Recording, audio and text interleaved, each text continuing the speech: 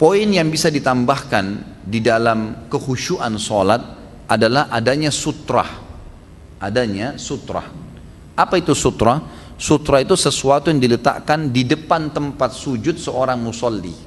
Seorang musolli. Jadi kalau saya lagi sholat, misal sujud saya di ujung meja ini, maka di depan meja ini kita letakkan sesuatu. Tas, batu, pohon, tembok, kursi, apalah, gitu kan? Maka itu dinamakan sutrah.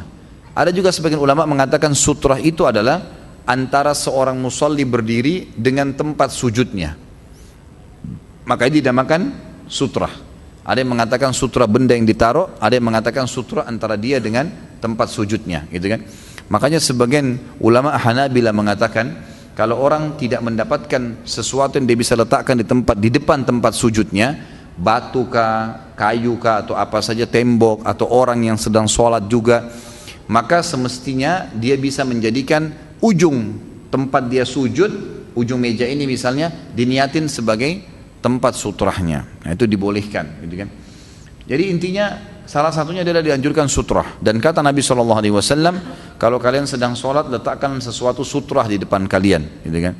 Kemudian dalam hadis yang lain dikatakan, kalau seandainya kalian sedang sholat, jangan lupa letakkan sesuatu sutra yang tingginya seperti tinggi sebuah pedang. Ya, kalau pedang itu umumnya dulu tuh sekitar ada yang setengah meter sampai 1 meter, gitu kan? Ada yang mengatakan lebih tepatnya ulama bilang 46 cm sekian. Intinya kita letakkan sesuatu lah. Kalau anda lagi sholat di rumah, di kamar ada ranjang, ada lemari, itu dilakukan. Itu sutrah dianjurkan. Tapi kalau tidak ada sama sekali, boleh diniatkan ya tempat ini, di atas tempat sujud kita. Dan disunnahkan juga antara kita dengan tempat ya yang kita letakkan sutra. Misalnya kita letakkan tas, itu sunnahnya dalam hadis Muslim diambil jarak ukuran kambing bisa lewat, kurang lebih sejengkal.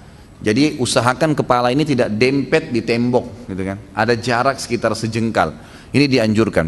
Di dalam hadis yang lain juga kata Nabi SAW, kalau kalian sedang sholat dan terdapat seekor hewan, waktu itu disebutkan kucing. Kucing akan memotong sutrahnya antara dia dengan tempat sujudnya, maka sebagai dia melangkah merapat, ya, melangkah merapat agar kucing itu lewat dari belakang, barulah dia kembali. Saking pentingnya menjaga sutrah. Orang kalau sholat sendiri, sutrahnya masing-masing. Tapi kalau orang sholat berjamaah, yang menjadi sutra adalah imam. Yang menjadi sutra adalah imamnya. Jadi kalau misal di saf sana ada yang kosong, kemudian ada ikhwah yang terlambat, dia lihat masih ada kosong, dia bisa melewati makmum untuk masuk ke dalam.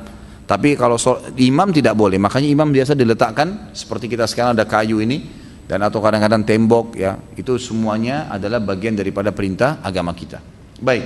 Yang menjadi bahasan dosa besar kita adalah kalau ada orang yang berusaha memotong sutrah itu antara kita dengan tempat sujud tadi, gitu kan? Berusaha dia lewat, dia potong. Maka ini larangan. Orang yang memotong sutrah itu dosa besar bagi dia. Riwayatnya adalah hadisnya diangkat oleh Imam Az-Zahabi. Sini adalah hadis riwayat Imam Bukhari dalam Kitabus Sutra Musalli. Kata Nabi SAW, "Lau ya'lamul marru baina yadayil musalli madza alai, lakana an yaqifa arba'ina khairan lah." Kalau seandainya orang yang lewat di depan orang yang sedang sholat mengetahui dosa yang akan dia tanggung, gitu kan, memutus sutrahnya. Perhatikan di sini yang tidak boleh antara dia dengan tempat sujudnya. Kalau lewat di depannya nggak apa-apa, gitu kan. Yang ini yang tidak boleh nih, antara dia dengan tempat sujudnya. Jadi ini dihitung rangkaian sholatnya dia. Makanya dia sujud sampai di situ. Tapi kalau lewat di depannya nggak masalah. Ada orang sholat di ujung sana, kita lewat agak depan, itu nggak masalah, gitu kan. Tapi yang tidak boleh antara dia dengan tempat sujudnya. Kata Nabi SAW, kalau orang yang memotong orang sholat itu antara dia dengan tempat sujudnya itu tahu apa yang diancamkan untuknya, maka pasti dia akan menunggu, lebih baik dia menunggu 40 tahun daripada dia harus potong sholat itu. Artinya ini berat sekali, ini bahasa. Lebih baik dia nunggu, walaupun orang itu sholat 40 tahun, dia tidak punya tempat lain kecuali harus lewat di situ, dia nunggu 40 tahun jauh lebih ringan daripada dia memotong sutrah sholat itu.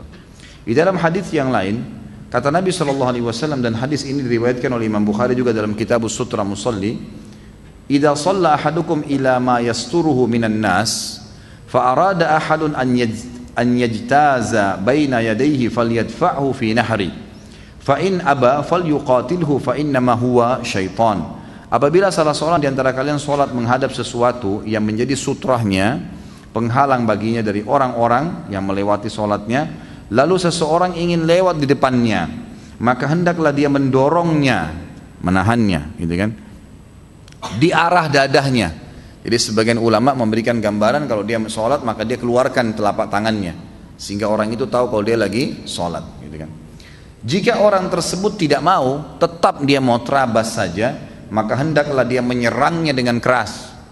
Nah, dalam hadis ini fal yuqatilhu, pukul dia, disuruh pukul lagi sholat tuh.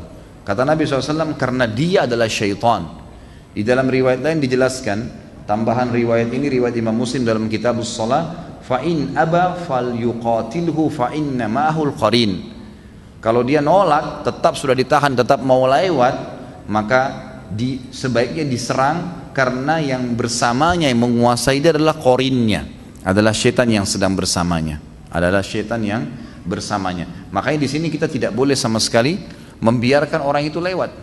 Baik, bagaimana Ustadz kalau tiba-tiba dia sudah terabas, kita nggak sempat, nggak lihat, nah itu lain, kita nggak ada dosa. Tapi ingat, kita pun bisa berdosa kalau kita biarkan dia lewat. Jadi nggak boleh, memang harus ditahan, gitu kan. Kemudian ada hadis yang lain juga berbunyi, kalau seandainya ini kalau ada orang misalnya paksain, kita sudah tahan nih, kita sudah pukul dia, tetap dia jalan, tentu kita nggak usah kejar, gitu kan. Udah dia sudah jalan ya sudah, tetap salat kita sah,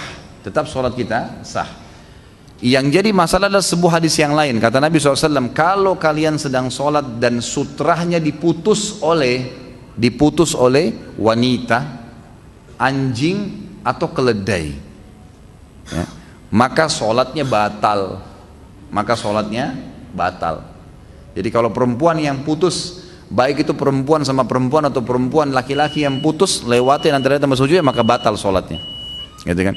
Atau anjing atau keledai. Apa hikmahnya Allahu alam? Para ulama ada yang merincikan, tentunya diantaranya yang mengatakan kalau perempuan umumnya bisa menjadi fitnah.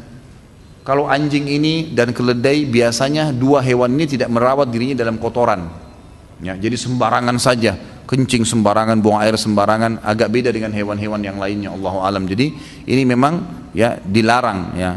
Tentu kita dianjurkan untuk menghalau. Baik. Seringkali kita tentu di masjid seperti ini, alhamdulillah di Indonesia jarang terjadi ya. Tapi ini kalau Bapak Ibu sekalian, ikhwah-akhwat lagi kebetulan umroh atau haji, itu sering terjadi di Masjid Haram, gitu kan. Karena orang sudah lalu lalang banyak. Makanya saya sarankan kalau mau sholat ya di Masjid Haram, cari posisi-posisi yang nyaman, yang orang tidak lewat. Cari posisi yang nyaman. Jadi jangan malah sengaja di depan pintu. Ini susah ini. Kata ulama, kalau ada orang yang sengaja memang mencari tempat yang tidak bisa orang lewat kecuali di situ, dia malah yang berdosa. Karena dia penyebab. Jadi itu pintu Masjid Nabawi itu seringkali gitu. Jadi saya ingatkan, Masjid Nabawi itu luas, saudaraku, masuk ke dalam masih banyak tempat. Ini enggak, sholat di situ depan pintu. Kemudian dia masbuk 2 rakaat atau masbuk 3 rakaat, orang sudah pada keluar, akhirnya lewatin depannya. Dia mau tahan, ini nggak mungkin. Berapa banyak orang yang dia mau tahan, gitu kan? Nggak mungkin. Dan juga sebagian ulama mengatakan akan keluar dari hukum ini kalau keadaannya darurat.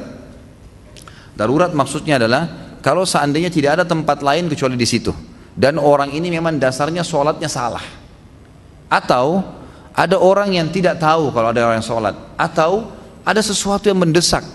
Misal tiba-tiba ada penyerangan, tiba-tiba terjadi mungkin listrik terjadi masalah dan bisa nyetrum orang yang tinggal, masih ada yang sholat, maka itu dibolehkan dia untuk melewatin, itu dalam keadaan-keadaan darurat. Tapi di sini intinya tidak boleh sengaja memotong sutra orang yang sholat. Dan sudah kita jelaskan, orang yang sholat pun harus bisa menahan. Tentu kita harus bisa mengerti ya. Kalau kita harus mengerti, bisa sabar. Dan juga saya sarankan di Masjid Nabawi dan Masjid Haram seringkali terjadi. Kalau di Indonesia alhamdulillah tidak. Ini jarang saya lihat di Indonesia ya. Kalau habis selesai sholat wajib ya, jangan buru-buru sholat sunnah ba'diyah, zikir aja dulu, gitu kan. Ada orang kadang-kadang langsung buru-buru, gitu kan, langsung sholat. Karena kadang-kadang juga ada orang yang buru-buru mau ke kamar mandi, dia terpaksa lewatin saf. Nah kalau kita masih zikir, kan masih bisa mereka lewat. Tapi ini enggak, habis salam langsung berdiri, terutama dalam mazhab Abu Hanifah. Mazhab Hanafiyah ini ada. Jadi jangan heran kalau teman-teman lagi ke Turki, itu mereka habis salam, assalamualaikum, assalamualaikum, langsung berdiri sholat sunnah. Itu memang dalam mazhab mereka, dan ini tidak ada dalil, ulama menegurnya. Ulama menegur, karena ini akan menghilangkan doa malaikat kalau dia berzikir habis sholat wajib. Allahu a'lam. Insya Allah seperti biasa kita lanjutkan dengan pertanyaan. Kalau ada benar dari Allah, kalau ada salah dari saya mohon dimaafkan. Subhanakallahumma bihamdika asyhadu an la ilaha illa anta astaghfiruka wa atubu ilaik. Wassalamualaikum warahmatullahi wabarakatuh.